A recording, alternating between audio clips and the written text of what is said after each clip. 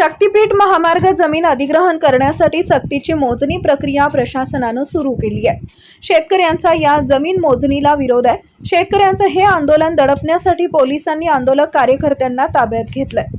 आज शुक्रवार दिनांक 20 रोजी जिल्हा युवक काँग्रेसचे अध्यक्ष अमोल जाधव, प्रहार जनशक्ती पक्षाचे शिवलिंग बोधणे, स्वाभिमानी शेतकरी संघटनेचे किशोर ढगे या कार्यकर्त्यांना पोलिसांनी पहाटे 5च्या सुमारास ताब्यात घेतले। परभणी तालुक्यातील सहजपूर जवळा इथं प्रशासनाच्या वतीनं जमीन मोजणीची प्रक्रिया आज दबावाखाली पूर्ण केली जाणार असून काही गावकऱ्यांना या संदर्भातील नोटिसा बजावण्यात आल्याचं सांगण्यात आले। अमोल जाधव व शिवलिंग बोधणे यांना नानलपेठ पोलिसांनी आज पहाटे 4:30 वाजता स्थानबद्ध केले। तसेच कॉम्रेड प्रसाद गोरे, सतीश घाडगे, दत्ता वाघ व गजानन गायकवाड यांना दैठणा पोलीस व एलसीबीच्या टीमने ताब्यात घेतले। तर स्वाभिमानी शेतकरी संघटनेच्या किशोर ढगे यांनाही गंगाखेड पोलिसांनी पहाटे 4:30 वाजता ताब्यात घेतला आहे। सत्तेचा गैरवापर करत जिल्हा प्रशासनच शेतकरी आंदोलन दडपण्याचा प्रयत्न करत असल्याचा आरोप आंदोलकांनी केलाय। परभणी तालुक्यातील सहजपूर जवळा येथील शेतकऱ्यांचा शक्तीपीठ महामार्गाला विरोध आहे आणि या आंदोलनात चळवळीत काम करणाऱ्या पक्षांनी अतिशय आक्रमक भूमिका घेत वेळोवेळी आंदोलन केलेली आहे।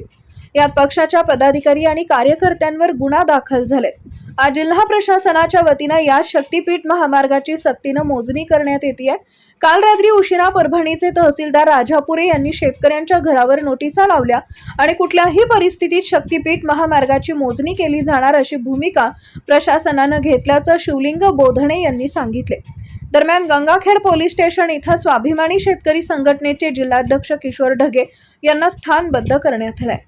दरम्यान शेतकऱ्यांनी पोलीस अधीक्षकांकडे एक निवेदन दिलं असून शक्तीपीठ महामार्गासाठी सरकार आमच्या जमिनी बळकावत असल्याची भीती आहे। काही जिल्ह्यात असा प्रकार घडलाय, त्यामुळे आम्हाला पोलीस बंदोबस्त देण्यात यावा अशी मागणी निवेदनाद्वारे करण्यात आली आहे। परभणी तालुक्यातील पिंगळी, टाकळगव्हाण, लोहगाव, सहजपूर जवळा, आंबेटाकळी, ताडपांगरी, साळापुरी, दैठणा या गावातील शेतकऱ्यांना पुन्हा जमीन मोजणीसाठी नोटिसा आल्या आहेत। या पार्श्वभूमीवर शेतकऱ्यांनी पोलीस अधीक्षकांना निवेदन दिलं आहे।